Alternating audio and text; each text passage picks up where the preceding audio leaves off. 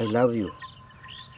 আপনি আমার একটা গুলি দেন, ওই মজনু ডাকাতের আমি ঠ্যাঙে গুলি কইরা আপনার পায়ের কাছে নিয়ে আমো। মজনু ডাকাতটা কি, আর তুমি তাকে চেনো কি করে? তুমি একটা কাজ কেন করছো না? তুমি কেন ওকে পুলিশে ধরিয়ে দিচ্ছ না? আপা, হ্যাঁ পুলিশে ধরাই দিয়ে কোনো লাভ নাই। হ্যাঁ বারবার জেল থেকে ছুটে আই।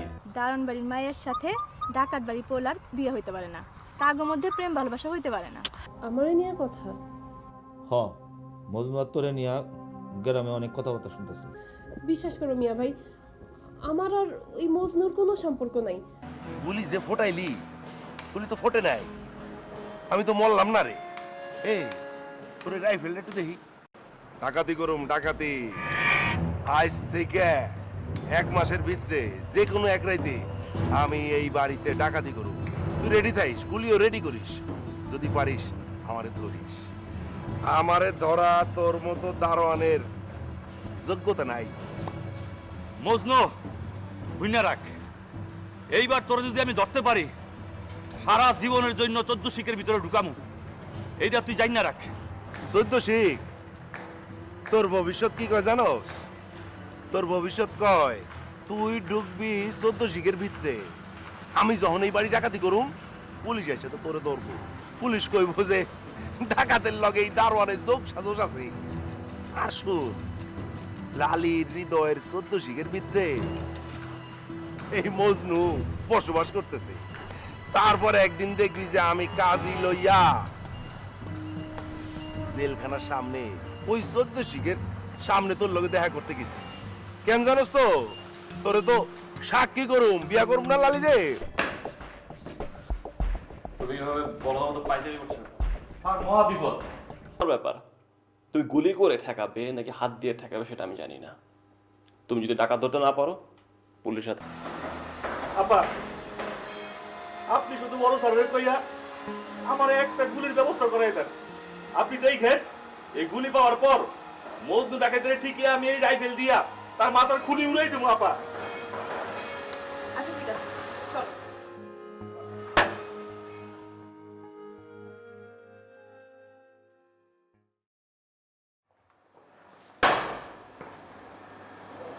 কি ব্যাপার মফিজ, তুমি বারে বারে গেট ছেড়ে ঘরের ভেতরে চলে আসবে? চাচা, হ্যাঁ, ও খুব বিপদে পড়ে এখানে এসেছে। এরকম একটা ডাকাত ওকে বারবার শাসাচ্ছে, বলছে এ বাসায় নাকি ডাকাতি করবে। কি? ও স্যার কইছে 1 মাসের ভিতরে ডাকাতি করব, কোনো তারিখ দেয় নাই। তুমি দারোয়ান, তুমি ঝাঁকাও। সমস্যা তো সেখানেই চাচা। ডাকাত অলরেডি জেনে গেছে যে ওর রাইফেলে কোনো গুলি নেই, আর এই সুযোগে সদ্ব্যবহারটাই করতে চাইছে ডাকাত।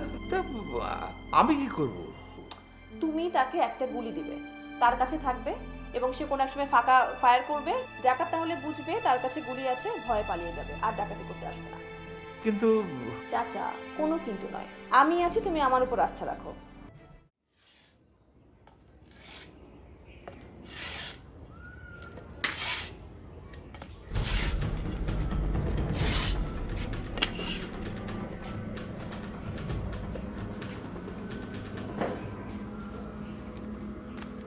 এই ব্যাগ নিয়ে কই যাস?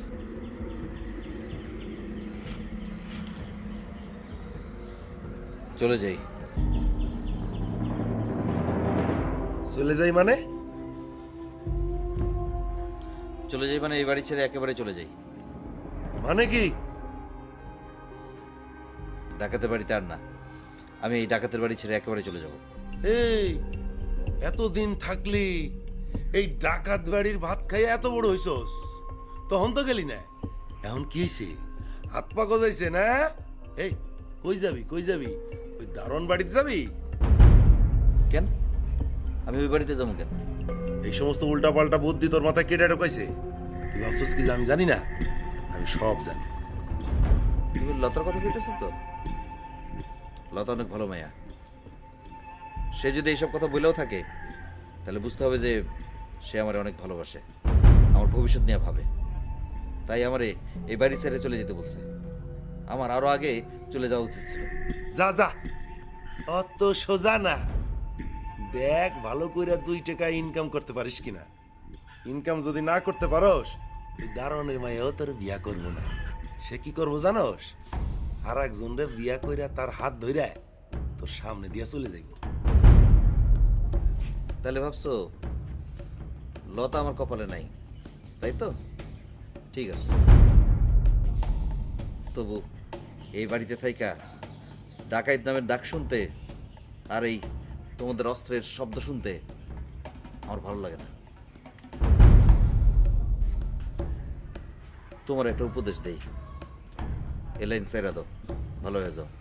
এই এত লেকচার মারিস না, এত লেকচার মারতে হবে না, যা যা।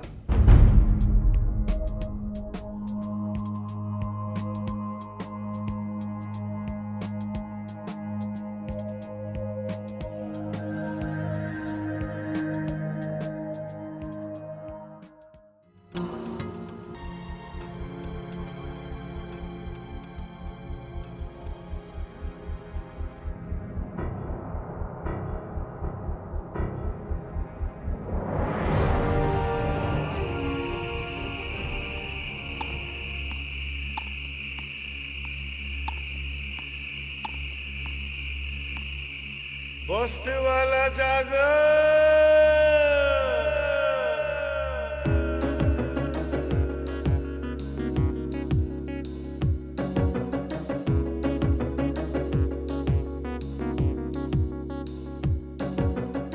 আমি এক পাহারাদার, সাধ্য আছে কার বাবার। আমি এক পাহারাদার, সাধ্য আছে কার বাবার। আমার চোখে ধুলা দিয়া হইয়া যাবি পার। আমি এক পাহারাদার, সাধ্য আছে কার বাবার। আমি এক পাহারাদার। কে বাবা রাইতের বেলা ঘুর করতেছ? চুরির মতলব বুঝি? হ্যাঁ, যা খাইটা খা। আর খাবি কত?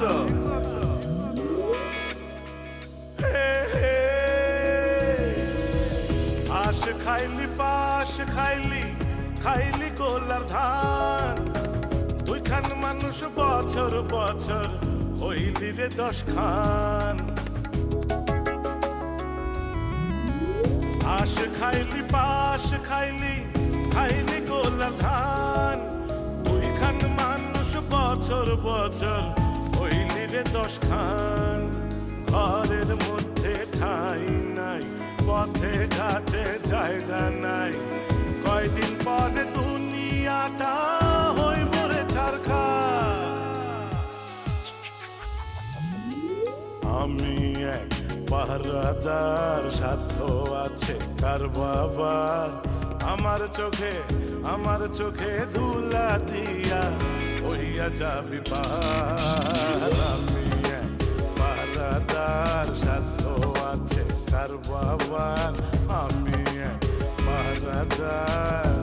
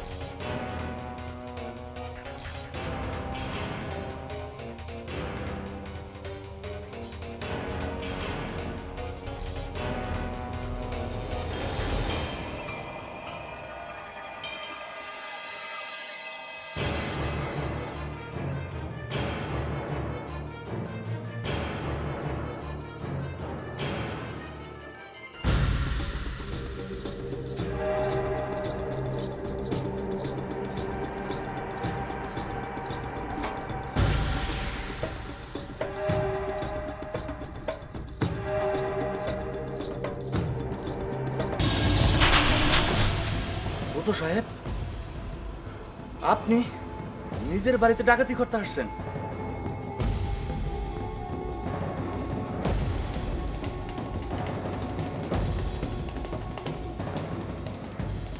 আমি জানতাম,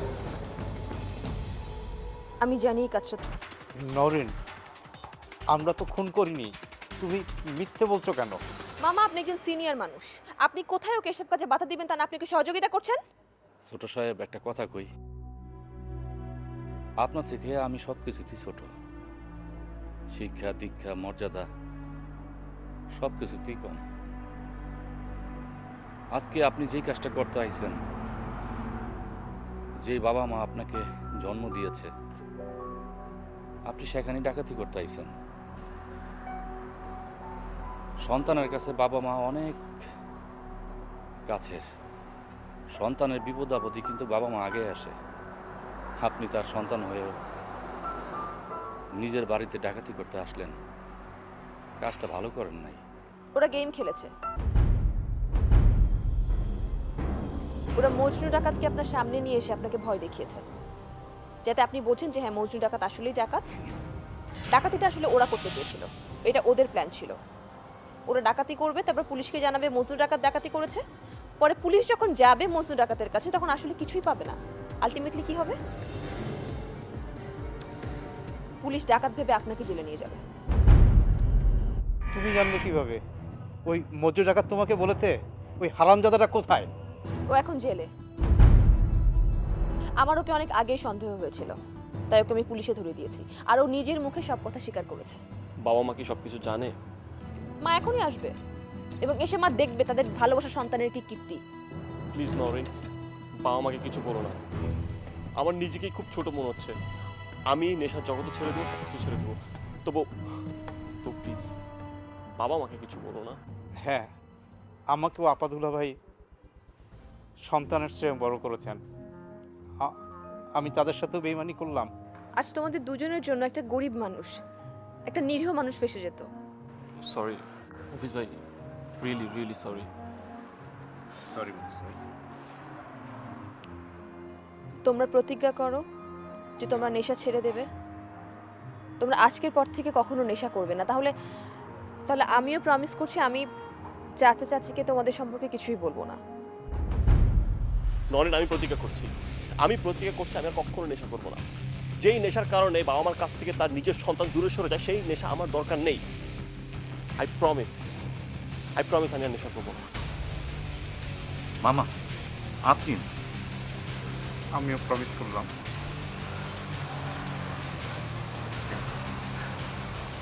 নাও। Thank you.